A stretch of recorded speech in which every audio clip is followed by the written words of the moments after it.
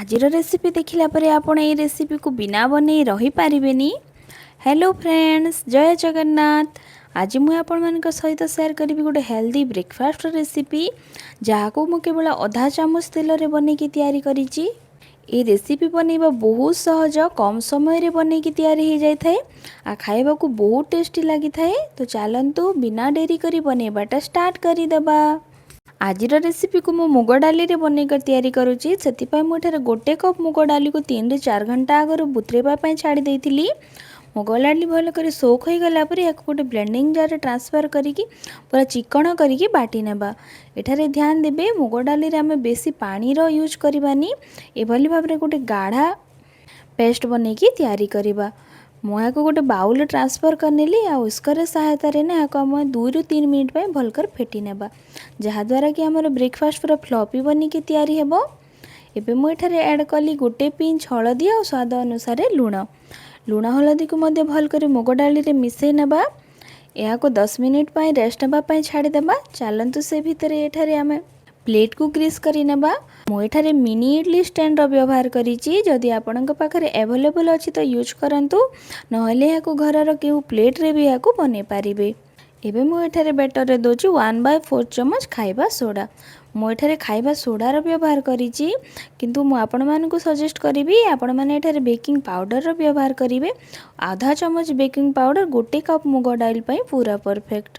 Baking powder देले ना यार रिजल्ट आउरी बढ़िया आसी थाए। मु आगो को आपन को कहबी सब जाक जिनस को मिले सारला परे एभली भाव रे ना इडली मोल्ड रे दे देबा। आपण ए सेम प्रोसेस को प्लेट रे अल्प टिके तेल ग्रीस करी मध्य करि पारिबे।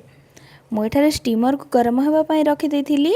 स्टीमर रे ना जेते बेले भी किछि भी जिनिस स्टीम करिवे तळे टिके लेंबू दे देबे, जहाँ द्वारा कि स्टीमर कला पड़िबनी। इडली छांच को एठिरे रखि हमें 10 मिनिट पई मीडियम फ्लेम रे स्टीम करि नबा। 10 मिनिट पर आपण मैंने देखी पारे पूरा बड़ बड़ होना फुली गलानी, माने पूरा ऊपर पर्यंत आसी जाए। देखी पारे कितने सॉफ्ट बनिकी तैयारी होची। मु आपन को कहूली ना बेकिंग पाउडर यूज करेंगे। बेकिंग पाउडर यूज कले काना हम कि एठारे जो मो सोडा द्वारा टिके कलर चेंज हो जाए, बेकिंग पाउडर देले मोटे भी कलर चेंज हेबनी। सबु जाक को बाहर कर नेली पर एठारे गोटे बाउल नेबा आधा चामच लुण और हल्का गरम पानी। लुण और पानी को एठारे भल कर मिक्स करिनमा। मिक्स हो गला परे आमे सबु जाक बने के रखिथिबा हमर ब्रेकफास्ट को एथिरे ऐड करि देबा।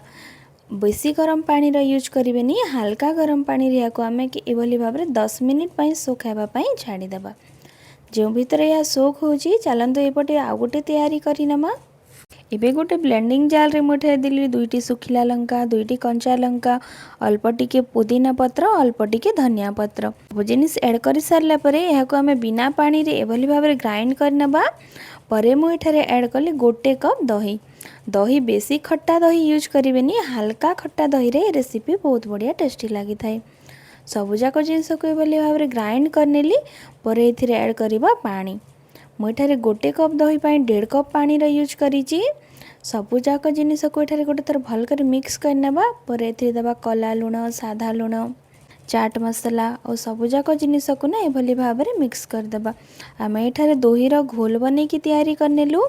या को साइड रे रखि देबा और चालंतु एपटे चेक करनेबा। देखि पारुथिबे हम मुग डाली रो ब्रेकफास्ट पूरा भल कर सोख हो गलानी। एबे हम काणे कर माने पूरा हल्का हाथ रे एथिरे पानी को स्क्वीज आउट करिनबा। पूरा हल्का हल्का हाथ रे करिवे, जहाँ द्वारा कि सब एक्स्ट्रा पानी बाहरी जीवो। बिल्कुल भी या को प्रेस करिकी करिवेनी, नहीं तो आम नास्ताटा भांगी जीवो। देखि पारुथिबे मु केभली भाव रे या को सब को करिनेली। सबु जाक को पानी रे बाहर करिकी हम या को दही रो घोल रे ऐड करि देबा। ये ब्रेकफास्ट खाइबा को बहुत टेस्टी लगी थाए। बिना तेल रे आमे एक बने के तैयारी करछु, माने जो आधा चम्मच तेल आमे देथिलु ना ताको पानी रे ऐड करला पले से आधा चम्मच तेल भी ब्रेकफास्ट रु बाहरी जाइछि।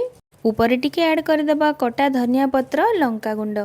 आपण माने चाहिले एथिरे गोटे तड़का भी दे पारिबे, किंतु आमे एको कम तेल रे बने के तैयारी करछु, सेति में मु एथिरे तड़का ऐड करिनी। 10 मिनिट पई सोक करिबा पई छाडी देबा। हम ब्रेकफास्ट रेडी। आपण चाहिले एको फ्रिज रे मध्ये रखि पारिबे।